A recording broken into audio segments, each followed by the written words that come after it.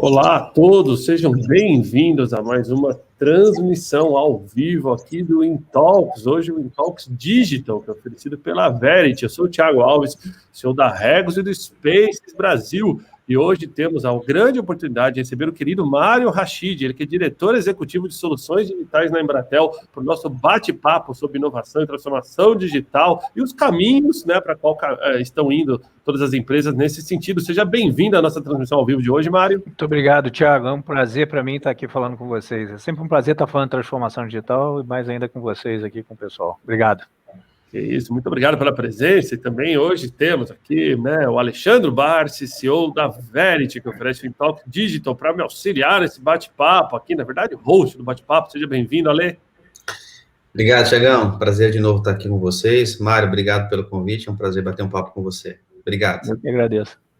Muito bom. Pessoal, deixa eu avisar, né, fazer o nosso dever de casa aqui. Então, lembrando a todos que é uma transmissão simultânea no LinkedIn e no YouTube hoje, né? Também transmitido no YouTube para trazer um pouquinho de acessibilidade para quem não está ainda no LinkedIn. Apesar que em 2020 todo mundo já está no LinkedIn, então, por favor, comentem de onde estão assistindo. A cidade, o bairro, né, de casa, do escritório, de férias, trabalhando. A gente quer conhecer um pouquinho aí da nossa audiência. Traz aí também, por favor, pessoal, seu ponto de vista, sua pergunta, seu comentário. Pessoal que está no LinkedIn, lembra de me marcar o Alexandre aí nas perguntas, coloca o arroba aqui para a gente poder estar monitorando as perguntas de vocês. Pessoal que está no YouTube, é só mandar a pergunta, a gente está monitorando aqui também, né? Você também pode marcar os seus amigos com arroba aqui no LinkedIn, né? Então, marca com arroba lá para trazer mais pessoas para essa live. Esse é o bom momento, né? Agora é a hora de compartilhar a live, pessoal, depois vocês podem prestar atenção no conteúdo com calma, né? Lembrando que o InTalks Digital, oferecido pela Verity, uma das principais empresas de transformação digital do Brasil, parceira aqui do canal do InTalks, aí, que também tem um apoio, né? Na verdade, foi fundado pela Regos e pela Level. Um grande abraço para o Sora. E, pessoal, lembrando também que todas as lives já estão disponíveis lá no YouTube da Regos Brasil e do Intalks, com acessibilidade em Libras, né, a língua brasileira de sinais, e também com legendas em português. Então, você conhece alguém que precisa de acessibilidade no mundo de negócio, né, manda ele para lá e vai poder estar acompanhando esse conteúdo. Já são mais de 200 horas de conteúdo exclusivo de negócios gerado ao longo desse ano de 2020 aqui, nesse que já virou o maior canal do LinkedIn de negócios. Muito legal. Você sabe, Alex, se me perguntasse lá em janeiro que eu ia fazer 168 reuniões de negócio esse ano, eu tinha falado que no way, provavelmente não ia acontecer, né? E aqui estamos, a nossa live de número 168, especial. Então, deixa eu apresentar para vocês aqui o Mário Rachid. Ele é diretor executivo de soluções digitais da Embratel, né? Formado em tecnologia da informação pela PUC, né? Também formado pela FGV,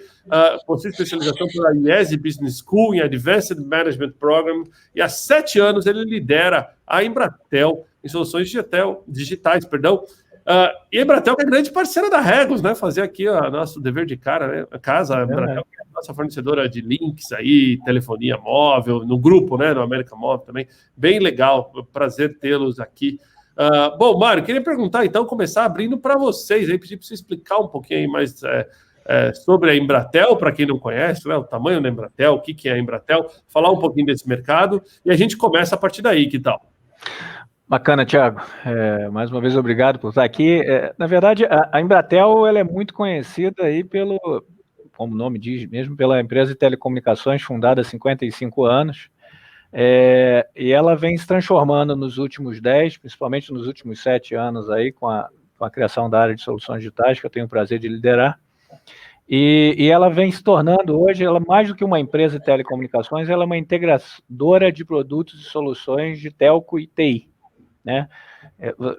Legal saber, eu sabia disso, que a Regos é um parceiro nosso aqui de longa data para link, para serviços de voz, aí, seja mobilidade ou voz fixa, mas a gente hoje faz muito mais do que isso. Né? A gente hoje, se fôssemos uma empresa separada, soluções digitais, a gente seria a 8ª empresa de serviço TI do Brasil, ou seja, já é uma realidade e a gente vem crescendo aí, graças a Deus e a todo o trabalho que vem sendo feito, crescendo 2 dígitos anos após ano e fazendo com que isso seja um diferencial, né? Isso para nós é importante, e todo mundo sabe disso, né? A telecom cada vez é mais importante, mas os valores dela cada vez mais diminuem, né? A gente aumenta a banda e o valor mensal aí acaba diminuindo, e a gente precisava encontrar caminhos para continuar sendo forte no mercado e com crescimento na nossa receita total. E o caminho da transformação digital foi o que a gente encontrou e é o que vem dando certo. Muito bom. E em que momento ao longo desse ano, Mário, como é que foi ali a chegada da pandemia nesse mercado? Acredito que vocês devem ter olhado e falado assim, nossa, vai ter bastante demanda, muita gente vai correr para contratar link, apesar da Embratel também ter um viés corporativo muito forte. Uhum. Fala um pouquinho para o pessoal sobre como é que foi a chegada dessa notícia. Então, é interessante isso que você falou. Primeiro foi um misto de preocupação de oportunidade, né? Na verdade, você via que as pessoas iam mudar. Na verdade, muda a forma, né? Você saiu... As empresas deixaram muito de usar dados, claro, não tem ninguém no escritório, mas passaram e as residências começaram a crescer o consumo dela. Isso foi uma mudança importante. Mas a gente também, até nesse viés de transformação digital, viu nisso uma baita oportunidade em vários outros aspectos. Por exemplo, ao colocar todas essas pessoas para trabalhar em home office, coisa que antes a gente não fazia, você tinha que ter uma empresa que te ajudasse nos aspectos mesmo de telco, mas telco com segurança, né, que são as famosas VPNs, a questão da própria segurança, para nós era um tema importante, e o viabilizador disso tudo, não tem dúvida nenhuma, que foi a cloud, né? A cloud viabilizou que as empresas pudessem fazer um passo maior aí para toda essa parte de transformação, de liberação de acesso, de coisas que antes não é possível no processo on-premise, né? Então, tudo isso foi uma oportunidade legal e por incrível que pareça, e mais uma vez, a gente está tendo um ano muito bom em função desse trabalho que foi feito. Muito bom. Deixa eu trazer nós 3 aqui de volta. Eu acho que antes da gente entrar no tema, né, a gente falar aí de toda essa transformação digital, também jogar para o Alê, acho que a gente tem um vídeo aqui que a Embratel nos mandou, que mostra bastante um pouquinho desse momento. Posso dar um play nele aqui, Mário? Muito bacana, legal, vamos lá.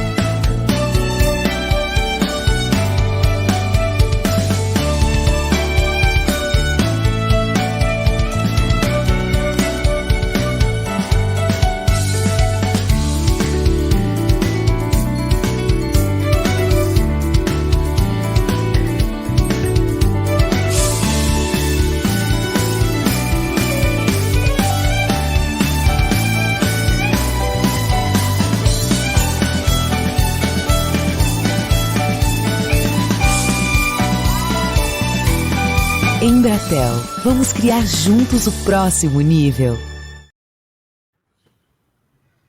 Muito legal, parabéns. Mário, uma pergunta, já que veio da audiência, e vamos jogar rapidamente aqui. É verdade, né, que quando foi declarada, digamos, a quarentena, a pandemia, todas as empresas de telco viram a necessidade de migrar a banda do corporativo para o residencial? Isso foi fácil de fazer? Isso era uma coisa plug and play? Ou vocês tiveram que se virar nos 30 aí para entregar? Na verdade, um misto dos dois, né, Thiago? Nunca é 100% plug and play. A gente tinha aí, até porque você não sabia o quanto que você tinha que mexer. Então, acho que você tem mecanismos de plug and play para você tirar a banda de um uso e passar para outro, isso sim. Mas a gente não podia fazer essa virada total, até porque naquele primeiro momento a gente não sabia como é que ia ser o consumo da banda no residencial e como é que seria o consumo do corporativo, né? Primeiro se pensava que seria uma quarentena de 2 meses, depois de 3, ou seja, a coisa ainda estava um pouco solta. Então qualquer movimento muito brusco ali era ruim. Então o que a gente fez foi usando toda a nossa capacidade de monitoramento aí, usando analytics também para ver como é que estava tudo isso, a gente acompanhou esse consumo e ia fazendo os ajustes à medida que a gente via essa coisa. Então, sei lá, de cara, você tinha o consumo aí dos streams de vídeo bombando, você via realmente que a banda larga do corporativo ia diminuir ou não ia ser tão usada, então você foi fazendo esses ajustes com um acompanhamento diário, o que é feito até hoje, né? Então, talvez o que a gente tenha feito foi intensificar um acompanhamento que já existe e exponenciar ferramentas que antes a gente usava com maior tempo para reação, para ter reações mais curtas, né? E mais rápidas. Muito bom. Então, o pessoal já mandou pergunta aí, já começamos a endereçar. Ale, vou jogar para você para a gente explorar o tema agora, então, de transformação digital, cultura de inovação, junto com o Mário. Legal, até vou puxar um gancho da última resposta do Mário, falando sobre a questão de cloud, né? Essa movimentação, grandes empresas, a questão do home office. Como que a Embratel tem trabalhado, porque vocês têm um foco muito grande, pelo menos que a gente reconhece que são grandes empresas, né? Mas como vocês têm feito um trabalho para pequenas e médias empresas, né? Eu sei que vocês têm feito um trabalho sobre a questão de compartilhamento e da economia compartilhada, é um tema super importante que está no nosso dia a dia. Como que a Embratel tem feito esse movimento para atender essas demandas? Então, Ale, boa pergunta. Efetivamente, a gente tem aí um foco histórico em grandes empresas, mas a gente entendeu também que pequenas e médias empresas são o futuro, né? Então, seja através da Embratel ou até da própria Claro, a gente vem indo para esse mercado de pequenas e médias empresas, tentando dar para eles subsídios para sobreviver a essa nossa nova cultura e transformação digital. Um exemplo bom disso é o que você acabou de falar, nosso compartilhamento. A gente faz um trabalho aí de cloud para apoiar essas pequenas e médias empresas aí com vários produtos. A gente tem um produto, alguns produtos bem interessantes. A gente tem um produto que é o que a gente chama de site pronto, onde a gente uma empresa, imagina que você tinha um restaurante de bairro que nunca pensou em fazer o delivery ou que nunca precisou muito da parte digital, de repente, de uma hora para outra, ele se viu obrigado a isso. Então, ele podia, naquele momento, comprar esse site pronto nosso, em 5 horas você tinha ali um site já com a marca do restaurante, com tudo que ele precisava ali, pronto para você estar atendendo ao seu cliente. Junto com isso, a gente lançou também o que a gente chama aí de um e-commerce para pequenas e médias empresas, onde ele também, além de ter o site e poder divulgar a marca e os produtos dele com telefone e tudo, ele podia passar a vender também coisas por ali.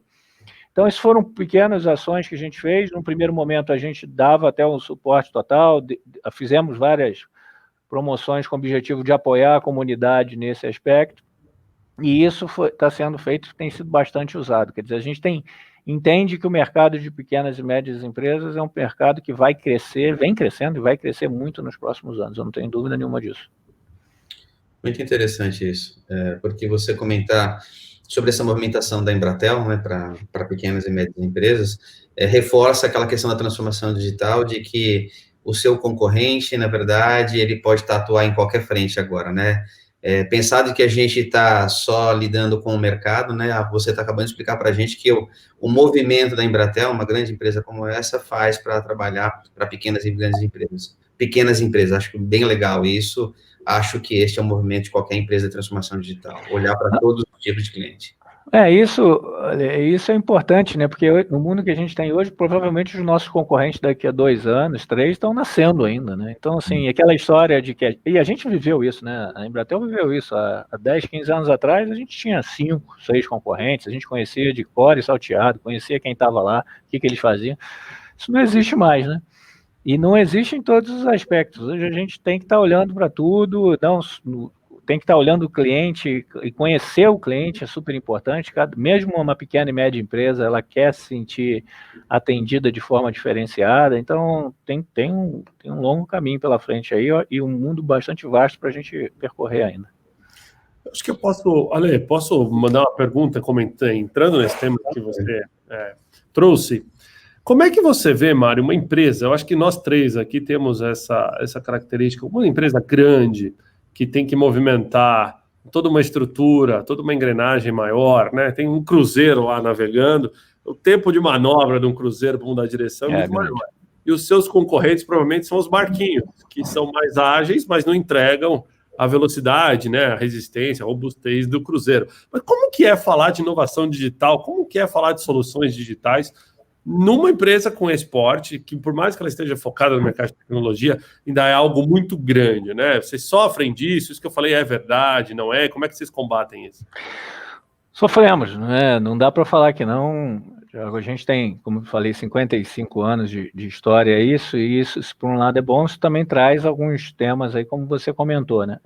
E isso é importante, a gente tá conhecedor disso e saber o que é uma limitação pode ser uma fortaleza nossa. Então, antes da gente ir para a transformação, efetivamente, da questão de soluções digitais, a gente arrumou o que a gente já fazia, e foi uma preocupação nossa, ou seja, vamos fazer bem telecom, ou melhor ainda do que a gente já faz telecom, porque isso pode abrir portas para a gente, né?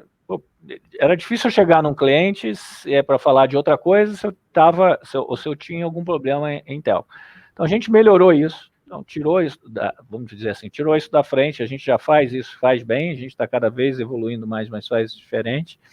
E criou uma estrutura, que é a estrutura que eu lidero, onde a gente tem um foco 100% em soluções digitais, que está andando junto com aquela parte de telco, mas com o mundo novo. E nesse mundo novo, a gente é mais ágil, a gente tem sistemas novos, tem coisas novas e tem processos diferenciados para que a gente possa atender. Então, é claro que quando você contrata uma só a Embratel, mas aqui dentro a gente consegue entender as diferenças e os movimentos diferentes que a gente precisa ter em cada mundo desse.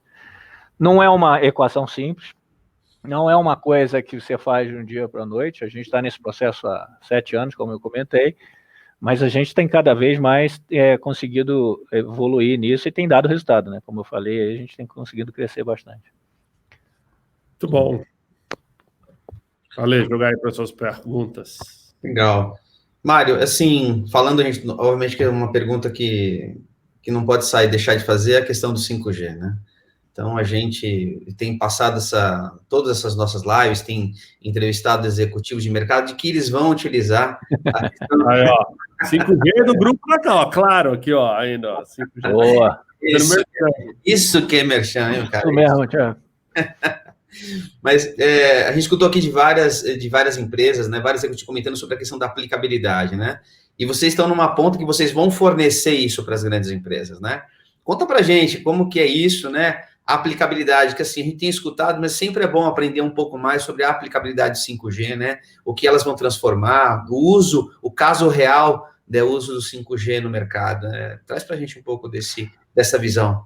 Olha, eu não tenho dúvida nenhuma que a nossa próxima grande transformação que a gente vai passar passa pelo 5G, né? O 5G vai mudar a nossa vida, não estou falando aí só do B2B, mas a nossa vida como pessoa, vai mudar a nossa sociedade. E por que eu estou falando isso? Porque são velocidades muito mais rápidas, né? A gente acho que isso está bem claro, mas é por conta da latência, né? A latência, para quem não sabe, é o tempo que demora a telecomunicação para te dar uma resposta daquilo ali. Como o 5G vai ter uma latência muito maior do que hoje, ela vai possibilitar coisas como, por exemplo, o carro autônomo, né? A gente vai poder ter carros autônomos seguros para isso por conta do 5G. A gente vai poder chegar em áreas que hoje a gente chega, mas com bandas muito maiores, então vai ser um salto gigantesco para todos os aspectos de internet das coisas, ou IoT.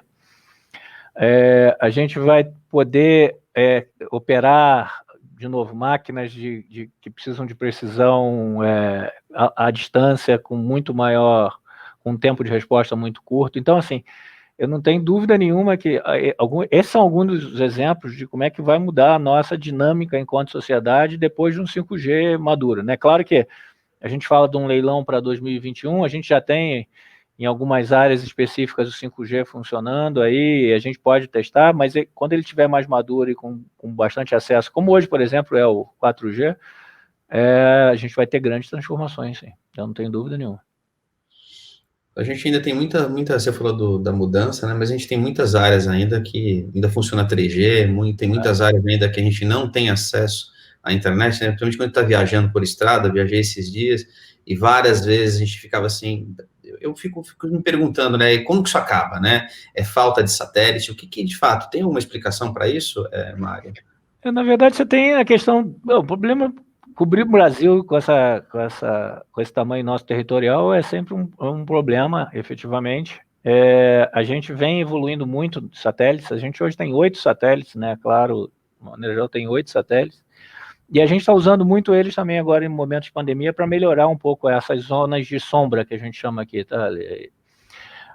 Algumas são pequenas, né? Porque você tem algumas áreas, como você falou, em estrada, indo para o interior, você passa ali algum tempo sem uma coisa, porque você tem diferenças entre antenas, aí tem uma questão mais técnica que a gente pode abordar, e a gente está querendo cobrir isso, sim, com satélite ou com soluções de menor locais, terrestres, mas que tenham maior amplitude dentro da sua, para pegar essas coisas. Então, a tendência também nos próximos anos é a gente melhorar muito isso. Já melhorou, né? Acho que vocês concordam comigo, essas zonas de sombra eram muito maiores antes, na época do 2G, do 3G, agora com 4G já diminuíram bastante, e a gente vem evoluindo, né? A gente investe bilhões e bilhões aí no Brasil todo ano para diminuir isso aí.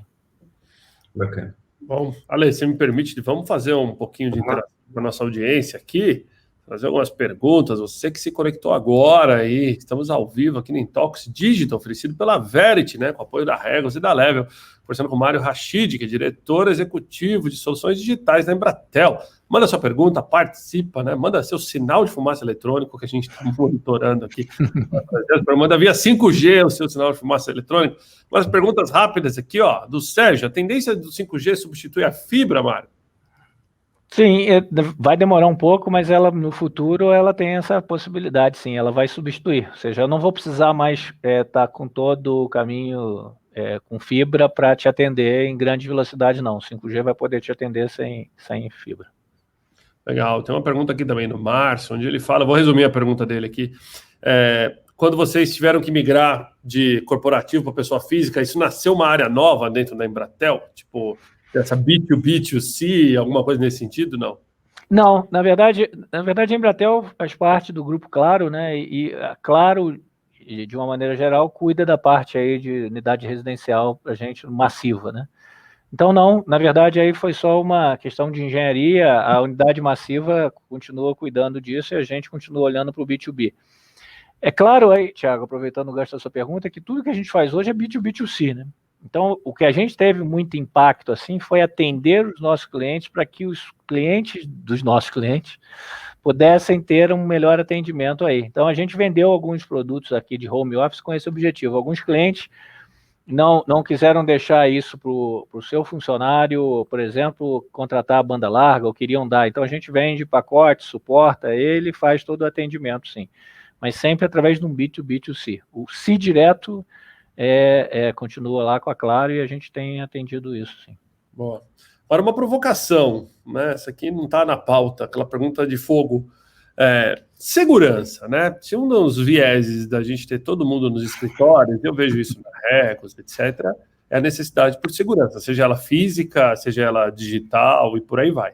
De repente, a gente colocou todo mundo em casa, né? As pessoas com roteador, ninguém com firewall, 0% com firewall. Claro. A grande maioria das pessoas com antivírus desatualizado, muitas vezes as pessoas nem tinham essa infraestrutura, né? O brasileiro é um dos piores do mundo quando o assunto é segurança digital pessoal, né? Vide que o brasileiro ainda é o número 1 no ranking de pirataria e tudo mais. Mas como é que lidar com isso para vocês, entendeu? Você falou aqui na tua abertura que cloud era uma das principais tendências, principalmente com essa questão de segurança, né? Como que vocês veem esse tema de segurança no home office? Então, Thiago, esse foi o principal tema, né? Eu acho que no home office o principal tema tem sido segurança. A cloud foi o viabilizador e a segurança foi talvez a grande preocupação, ou segue sendo a grande preocupação nisso. Qualquer especialista de segurança física ou lógica vai a tendência é exatamente o que você falou, né? Você tem um problema, você quer diminuir seus problemas de segurança, coloca só uma entrada, bota todo mundo ali, que aí fica mais fácil você monitorar quem está entrando, quem está saindo, que era um pouco do conceito que você tinha antes, quando você tinha as pessoas no escritório aí, né, que você comentou. A Regos, dos apelos dela é exatamente isso. Vem trabalhar, eu te dou um ambiente com segurança aqui, e te dou um ambiente agradável para que você traga o seu cliente com segurança, tudo isso. Isso mudou, a pandemia mudou, e quando eu comentei que a Cláudia acabou viabilizando, porque algumas teorias você acabava tendo, algumas práticas você acabava tendo a partir de maior capacidade. Então, você tem, de novo, aí os famosos VPNs, que são os Virtual Private Network, ou seja, eu faço uma conexão one-to-one, ou seja, o teu computador se conecta aos servidores da tua empresa por uma conexão específica, e você tem várias tecnologias para isso. Quando você faz isso, você traz essa tecnologia para um ambiente seguro que tem que ser elástico, o suficiente para você garantir que o teu funcionário trabalhe lá. Então, a gente conseguiu apoiar muito os nossos clientes nesses aspectos. Tem um grande cliente nosso que botou 20 mil empregados, chegou para a gente numa sexta-feira à tarde e falou assim, cara, preciso botar esses 20 mil caras funcionando na segunda-feira desde casa. Como é que eu faço isso? Então, a gente criou lá uma arquitetura usando o cloud, usando esses conceitos de segurança, e na segunda-feira os 20 mil empregados dessa companhia estavam fora e trabalhando. Isso resolve todos os problemas? Não. Tem uma questão de processo de educação muito forte. A gente, por mais incrível que possa parecer, o número de ataques cibernéticos aumentou 6 vezes, o número de ataques cibernéticos aumentou em 6 vezes durante a pandemia, ou seja, os hackers ficaram atentos a esse movimento que você comentou e aproveitaram essa fragilidade, porque nem todo mundo pode se preparar do jeito que eu comentei com você, e entraram nisso. E muitas das vulnerabilidades, apesar de você ter uma VPN e tudo isso funcionando, passam por isso também que você comentou, que são as atualizações de software. Muitas empresas ou os colaboradores dessa empresa não tinham os softwares atualizados, isso gerava uma brecha, o cara entrava por ali, criava um estrago, a gente viu alguns exemplos aí na mídia, acho que não vale a pena a gente comentar. Então, eu acho que o ponto central de toda essa transformação que a gente está fazendo é a segurança. A segurança tem que evoluir junto, não tem jeito. Bom. Trazendo de volta aqui, Ale, vou passar para você jogar algumas perguntas aqui. Legal. Legal, eu estava refletindo sobre um tema aqui, né? Talvez já até comentou, mas eu queria voltar nesse tema. Esses dias foi ontem, minha filha estava sentada aqui do meu lado para trazer. Minha filha está na terceira série, no ensino fundamental, e trouxe para me ajudar ela, para explicar para ela como é que a telecomunicações ia ajudar a sociedade, né? E eu fiquei até surpreso com a pergunta do livro dela. Eu falei, caramba, filha, esse tipo de pergunta no livro, né? Eu me surpreendi, aí eu tentando explicar para ela exatamente como funcionava, né? Essa questão da ajuda à sociedade. O que você trouxesse para a gente, Mário, um pouco sobre essa questão da aplicação da telecomunicações na sociedade, né? A gente falou de 5G, né? Mas o quanto isso vai ajudar e falar de futuro, né? O que o futuro está nos esperando, né? Mais do que usar o 5G, a telecomunicações, porque, assim, a gente poderia falar várias coisas, mas eu queria que você trouxesse para a gente uma visão um pouco mais ampla dessa utilização, né? Isso. Então, Ali, bom, primeiro que eu acho que a telecomunicação já tem e vai ter um papel ainda mais central na sociedade, por tudo isso que a gente já comentou aqui, né? E eu acho que a gente tem que jogar esse papel com bastante responsabilidade e com bastante cuidado, né? Se por um lado é importante a gente estar conectado, estar atento a tudo que vai acontecendo à nossa volta, a gente tem que também se preocupar para que isso não torne a nossa vida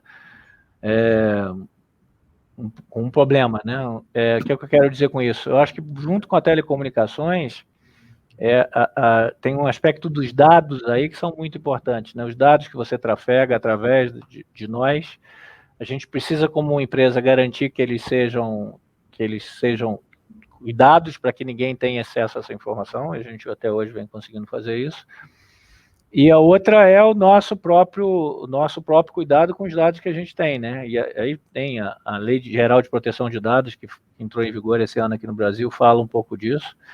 Eu acho que a gente tem que tomar muito cuidado com isso, com os dados que a gente expõe na internet, nas redes sociais, para que isso também não vire um problema para nós, enquanto cidadãos, e para as corporações, né? A gente vê cada vez mais empresas usando de modo inadvertido isso, hackers que roubam dados aí, e usam e divulgam e vendem dados para todo mundo. Então, acho que nessa pergunta que foi feita aí, como é que a gente pode melhorar, como é que é nosso trabalho em termos de telecomunicações com a sociedade, passa, claro, por garantir um acesso de boa qualidade, mas também por tratar ou por cuidar um pouco mais desses dados que são trafegados aí pela gente. A gente tem uma preocupação muito grande com isso aqui.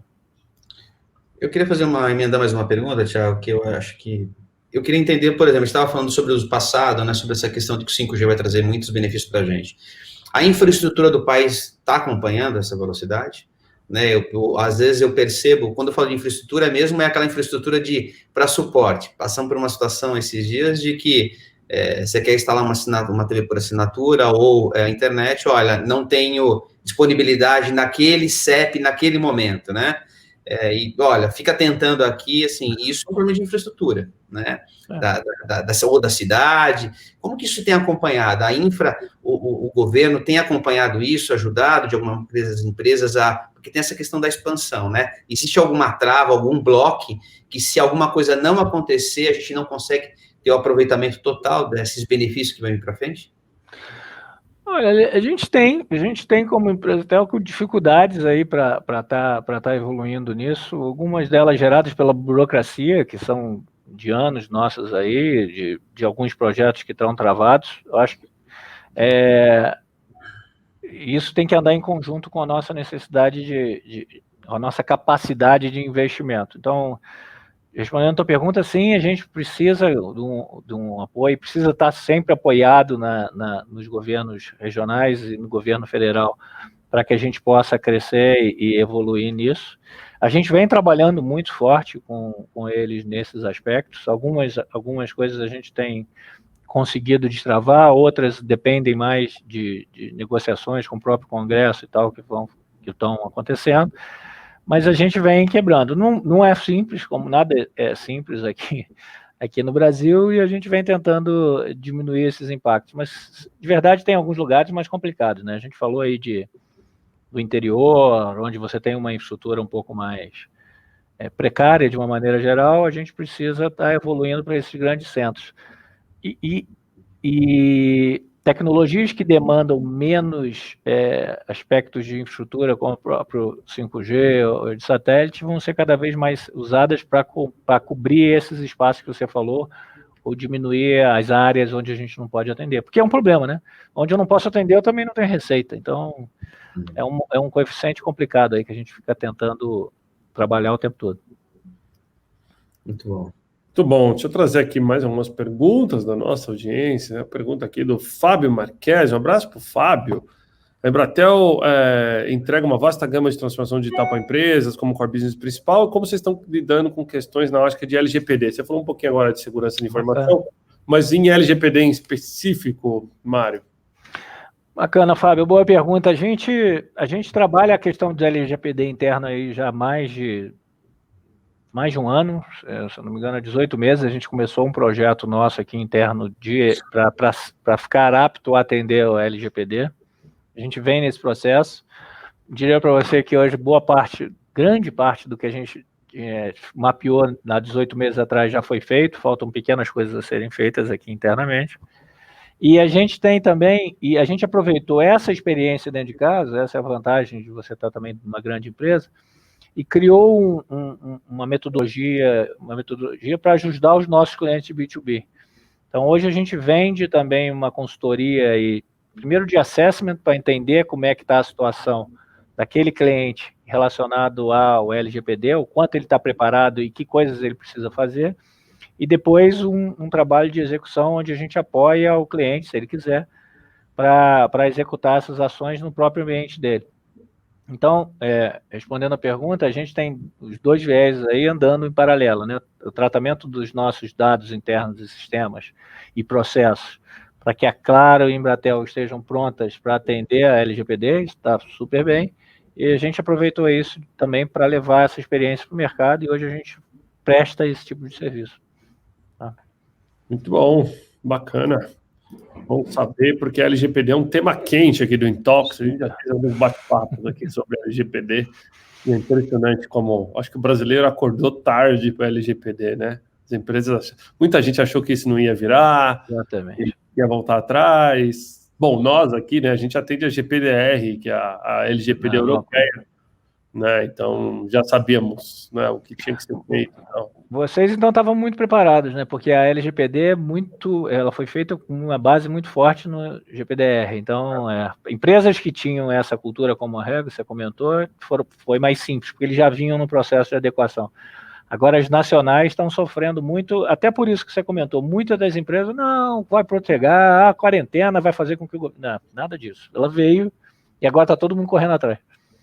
É verdade. Bom, deixa eu aproveitar para trazer um dos parceiros aqui do Intox, é o Procurement Club, né, na figura da Level, representada aqui, que é um clube de profissionais de compras, né, que tem mais de 600 profissionais lá, são milhares de pessoas, mas 600 profissionais oficialmente cadastrados nesse clube, e sempre vem as perguntas aqui sobre relação com fornecedores e tudo mais. Eu vou tentar criar, com base em todas as perguntas, vou criar uma pergunta oficial para você aqui, mas assim, quando a gente fala de transformação digital, e a gente olha para a visão para o cliente, como que é falar de transformação digital e inovação olhando para o fornecedor? A Embratel hoje olha para os fornecedores, espera eles trazerem inovação, ela envolve eles no seu sistema de inovação. Como vocês lidam com startups, né? Como uma empresa grande consegue se beneficiar da agilidade de uma startup sem correr os riscos que uma startup pode trazer por ser muito pequena, talvez não uma empresa não constituída? Fala um pouquinho mais para a gente disso que eu tentei trazer como uma pergunta e parece muito mais um discurso.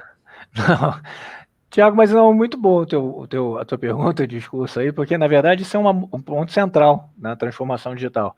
Se antes, como uma empresa de telco, a gente tinha uma relação muito cliente-fornecedor, um processo de transformação digital, onde você tem produtos e soluções digitais, eu mudo isso, né? Eu passo a ter parceiro de negócio.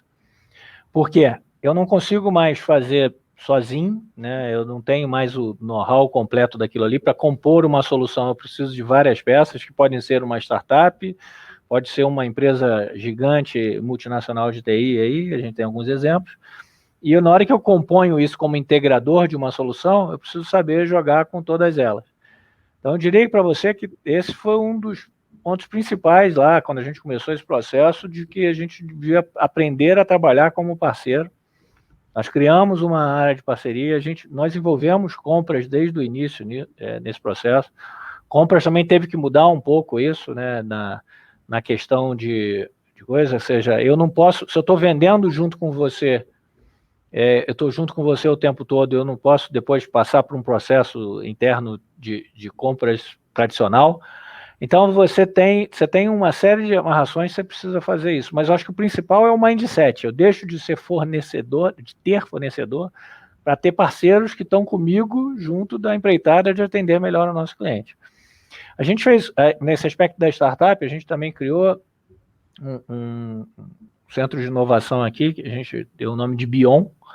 O Bion é a nossa área de inovação que fica o tempo todo também trabalhando aí com startups, e toda vez que a gente identifica startups que podem agregar valor ao nosso negócio, ela traz isso, catalisa isso, e a gente também passa a trabalhar com essas startups juntas aqui. A gente fez uma aquisição de uma startup há um ano atrás, mais ou menos. A gente continua olhando, ou seja, são várias ações que a gente vem fazendo com esse objetivo que eu te comentei. Deixar de ter fornecedores ou só fornecedores para ter parceiros de negócio que nos ajudem a alavancar a nossa receita juntos, né? Muito bom saber, porque é uma pergunta que a gente sempre traz aqui para os nossos convidados, e é um tema também muito interessante aqui do Intalks Digital, né? Não tem como a gente falar de inovação sem falar de startup, sem falar de relação com fornecedores. O pessoal estava até brincando aqui nos comentários, aqui, ó, Embratel, negociação sempre dura, mas muito na bola. Bacana, legal. Faz parte ser duro, né? Nós somos mais ou menos a mesma geração, porque é a época que a gente colocava o fornecedor na sala, ligava o ar-condicionado no máximo para ficar gelado e você esperava meia hora para negociar, lembra disso? Era mais ou menos. Exatamente, é por aí. Hoje você tem que negociar pelo aplicativo do celular, mudou a coisa. Não, e outra coisa, né? Você tem que negociar rápido, porque senão alguém aparece e leva a tua venda, né, cara? Então você tem que ser ágil também nesse processo. Com certeza. Muito bom. Ale, jogar para você aí para mais algumas perguntinhas para o Mário. Legal. Mário, eu queria que você falasse sobre o tema dados, né? Tudo se exponencia, né? Então, aumenta-se bandas e aumenta-se dados, né? Eu vejo, hoje em dia, né, a quantidade de dados, vídeos, fotos e inúmeras informações. Onde isso vai parar, né? O que isso vai acontecer a partir de agora, né? Qual que é o fim desse assunto? Como que esse cleaning que vai ter aí no futuro da limpeza disso? Como que vai parar?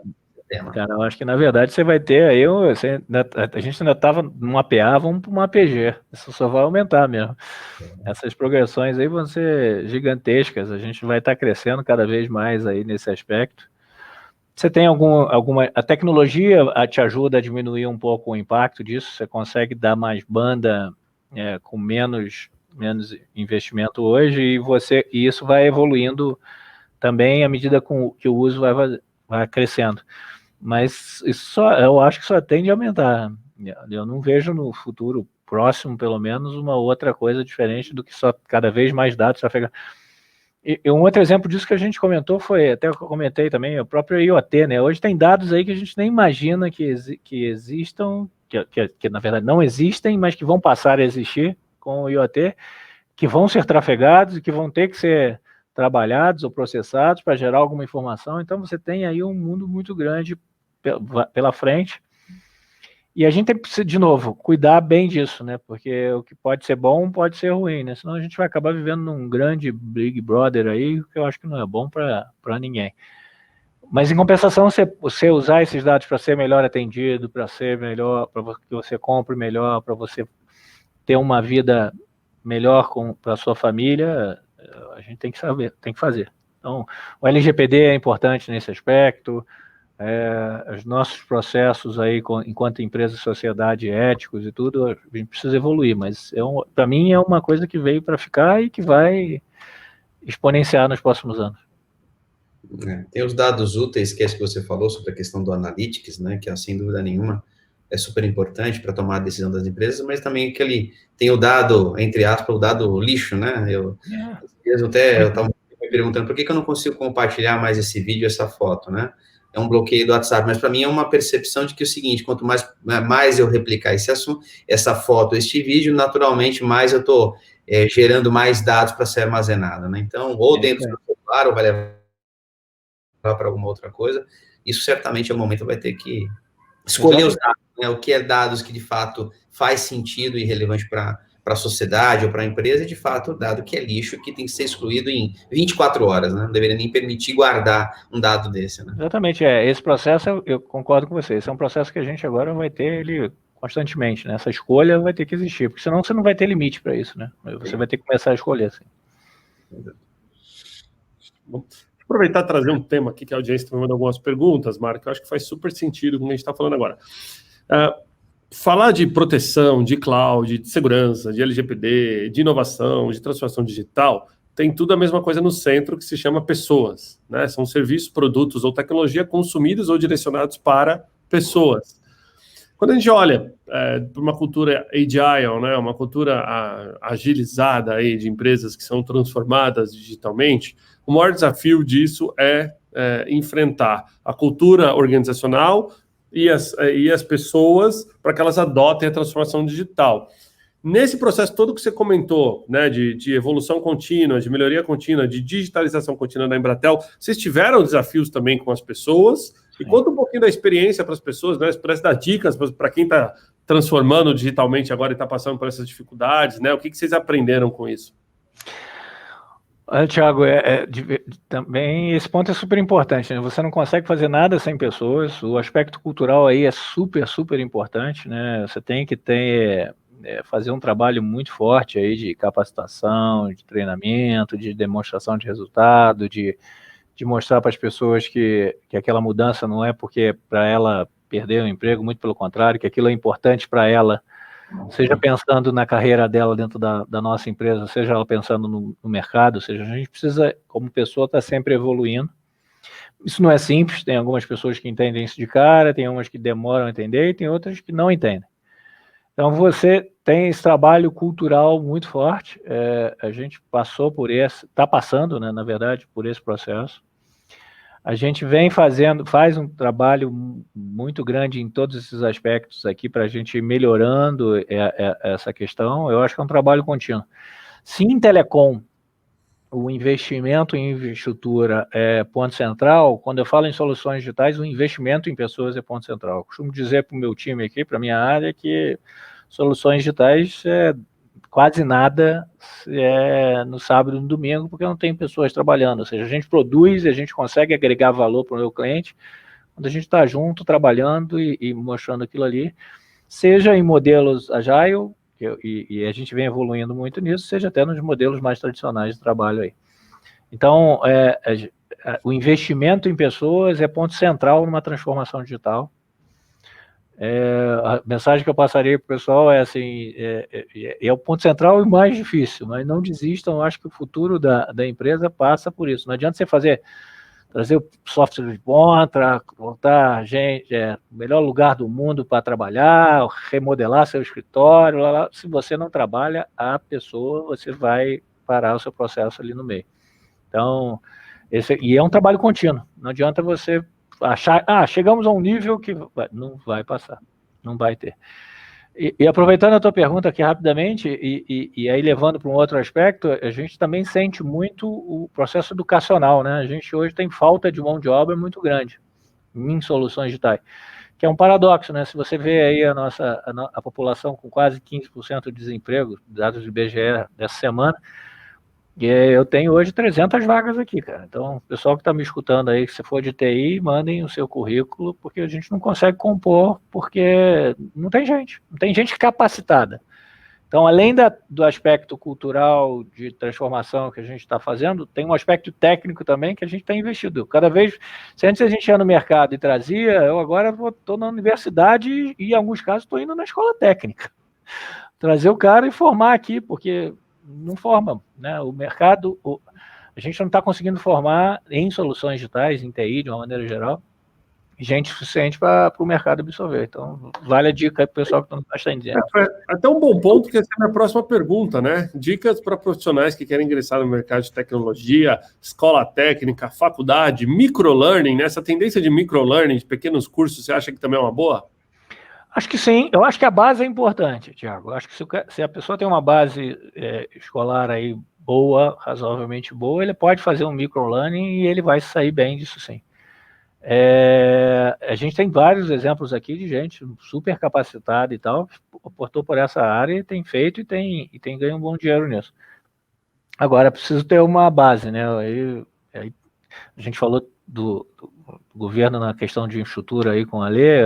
Se eu tivesse que optar, vamos melhorar a educação, talvez trazer, a gente discute muito isso aqui nas empresas de TI, por que não pegar disciplinas como lógica e botar no ensino fundamental, pelo menos para o cara ter noção daquilo, porque, na verdade, todo mundo vai ter que usar de alguma maneira isso no futuro, na meu entender. Então, eu acho que se você está pensando nisso, está tendo dificuldade no seu início de carreira, soluções digitais, TI, de uma maneira geral, pode te abrir uma porta boa.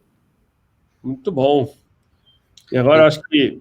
Tiago, deixa eu comentar uma coisa sobre esse tema. Um tema que eu tenho navegado bastante, e a gente passa, Mário, por um dilema, né? Até esses dias saiu uma nota aí sobre esse tema que eu estava comentando, de que, e quando a gente encontra profissionais, ele quer trabalhar com tecnologia nova, né?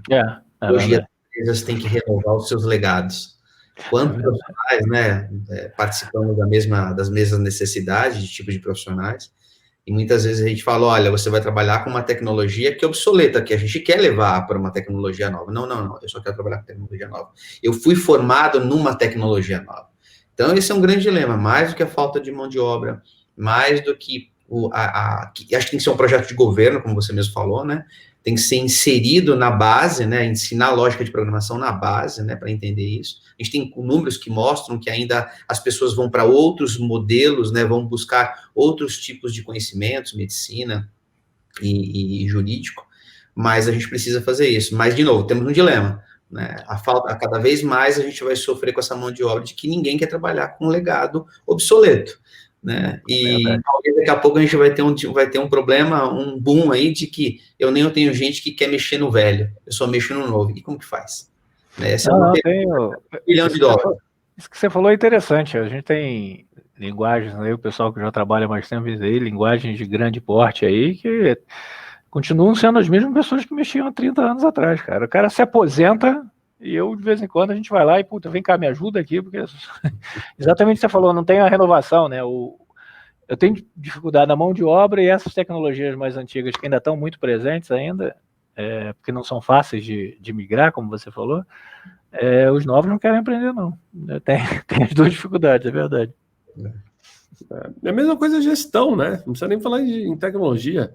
O gestor, muitas vezes, faz uma MBA, para na MBA, não se atualiza, e a gente vê as pessoas novas, muitas vezes, fazendo vários cursos de atualização, e eu acho que a pandemia trouxe essa necessidade também dos gestores se atualizarem em ferramentas de gestão de pessoas e tudo mais, gestão por performance, né?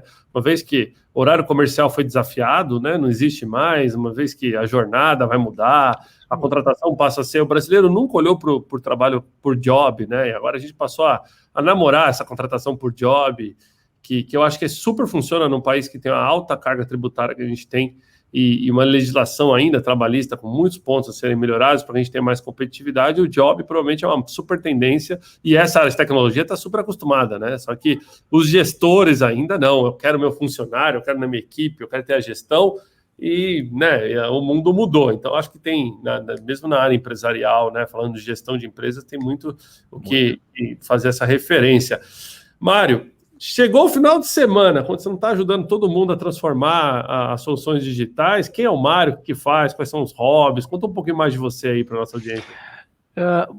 Tiago, eu no final de semana, sempre que eu posso, e até durante a semana um pouco também, eu adoro praticar esporte, né? Minha vida aí, além da tecnologia, é a prática de esportes. Eu estou sempre correndo, andando de bicicleta por aí.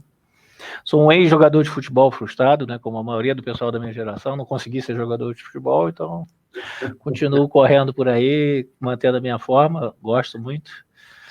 Acho que é um pouco por aí, aprendendo um pouquinho mais, né? Quando você tem um tempo para nem preparar, ler um livro, sair um pouquinho do computador, ou parar um pouco a cabeça, estou nesse nível aí, a gente trabalha assim. Muito bom. Bom, Ale, você me permite, antes de passar aí para considerações finais dos dois, Deixa eu divulgar as próximas lives aqui que a gente vai ter no Intalks, aproveitar que a nossa audiência está plugada aí. Amanhã tem uma live mais que especial aqui, eu vou receber o querido amigo Gustavo Cerbasi. Todo mundo conhece o Gustavo, ele é referência no Brasil quando o assunto é inteligência financeira, né? Escritor de vários livros aí, já tem livro em base, já tem filme com base no livro dele, e a gente vai falar de inteligência financeira dentro e fora da empresa. Não percam amanhã, 11h30 da manhã, aqui no Intalks CEO.